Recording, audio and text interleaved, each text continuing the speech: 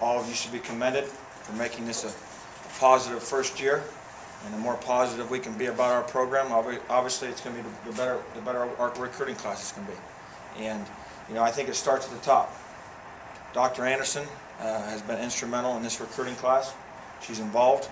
She takes time out of her busy schedule, along with her staff, to be a part of our recruiting weekends.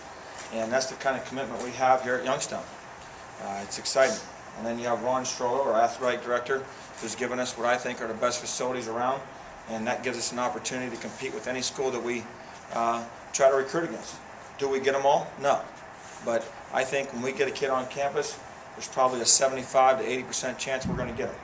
And that's obviously a compliment to our president, Dr. Anderson, Ron Strollo, our athletic director, and obviously to our coaching staff, and obviously the wives are involved with everything we do in recruiting. So there's a lot of people involved, and this is a great place to be.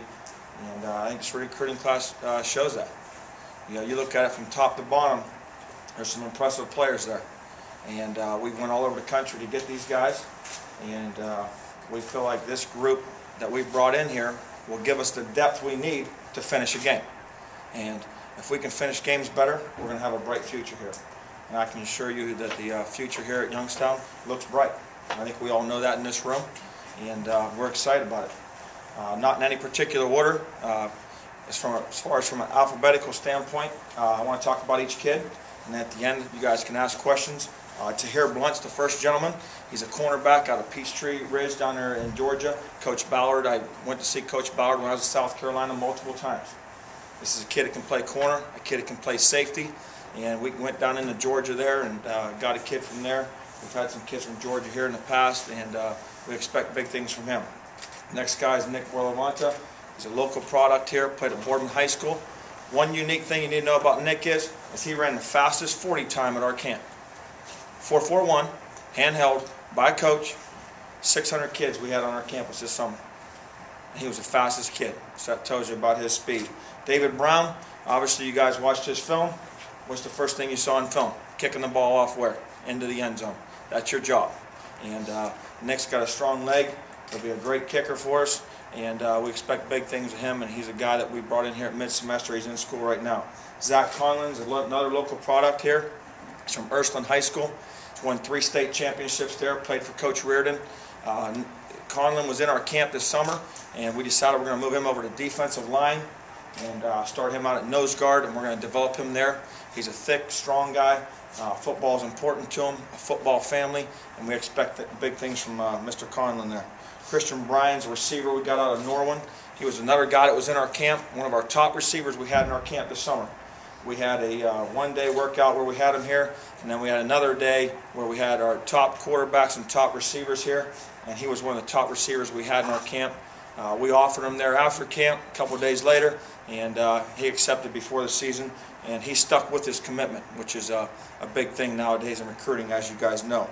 Next gentleman is Nick the Cracker. He's an early enrollee. He'll be here in January. He's here now, going to class, lifting weights.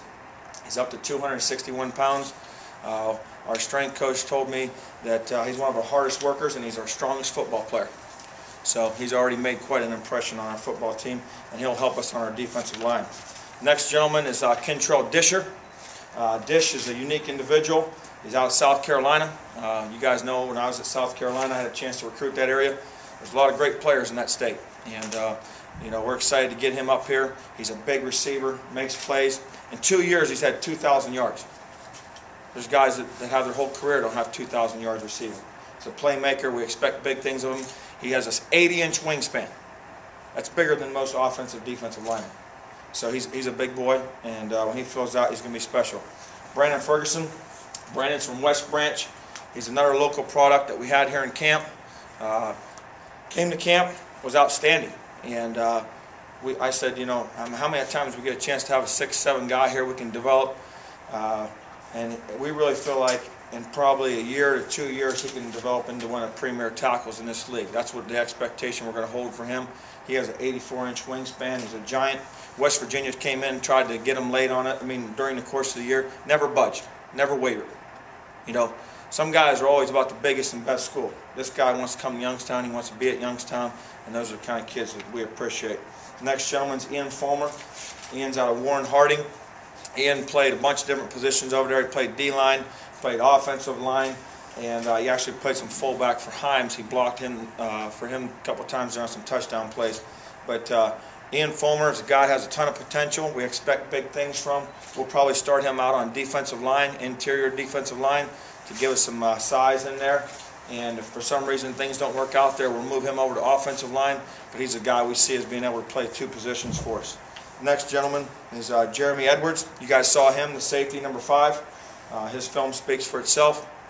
Great player, and you know, we're just excited to have him. He's from California. I was there to see him on Thursday, and you know, he'll be here in May. So he'll be here for summer school and be a part of our team, and we're excited about having him. We've got Damon Himes, running back out of Warren Harding.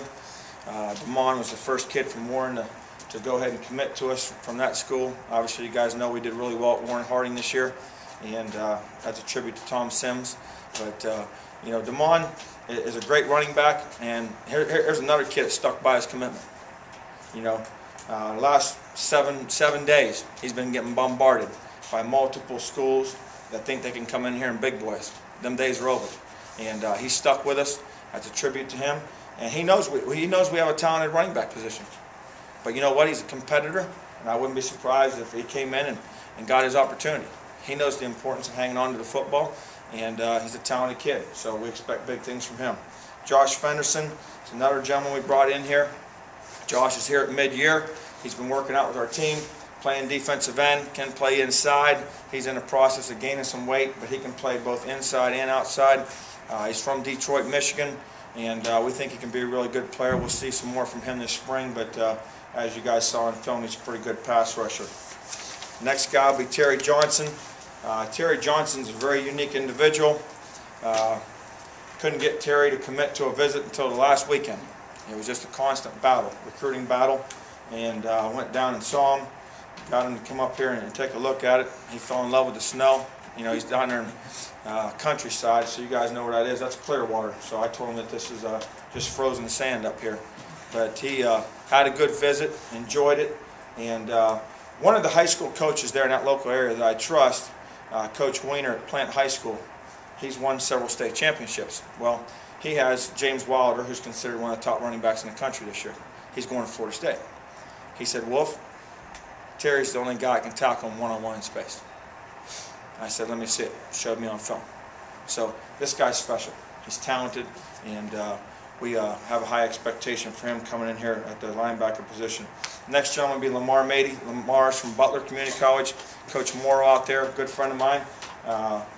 We had some interesting trips to Kansas, to say the least, but we went out there, and there's no way easy to get to El Dorado, Kansas, in case you wondered. But made the trip, and it all paid off. Lamar's here in school right now, doing well, working out, doing the things he needs to do. He's a really good offensive lineman. Played defensive line in high school, originally from Topeka, Topeka High School there. So he had his little week of homesickness, and now he's doing good, so I think we're in good shape there. The next gentleman is Emmanuel Croma. Emmanuel's another kid that came to camp. He's from Jersey, came out here to camp. We worked him out, had hands on. Tom Sims fell in love with him, and a couple days later after camp, his high school coach called us. We offered him, and about probably middle of the season, latter part of the season, I think around the end of November there, he decided to commit to us. So we're excited about having him. He's a guy who can play defensive end or inside. As he grows and fills out, I expect him to be an inside player. We'll start him out though at defensive end. Jordan Marcota, Ursuline High School product, obviously. Coach Reardon again, producing another great football player here. Linebacker, sky's the limit with this guy. Both his dad and his uncle, 6'4", you know, big guys. So I think he's not done growing. He's kind of a little bit of a late bloomer when that comes, you know, when that comes to mind as far as being a little bit of a thin guy right now. But he'll put on 20, 30 pounds, and I think he could eventually continue to play linebacker or move down to defensive end as he continues to grow. Next gentleman's Aaron Morgan. That's the outside linebacker. He's out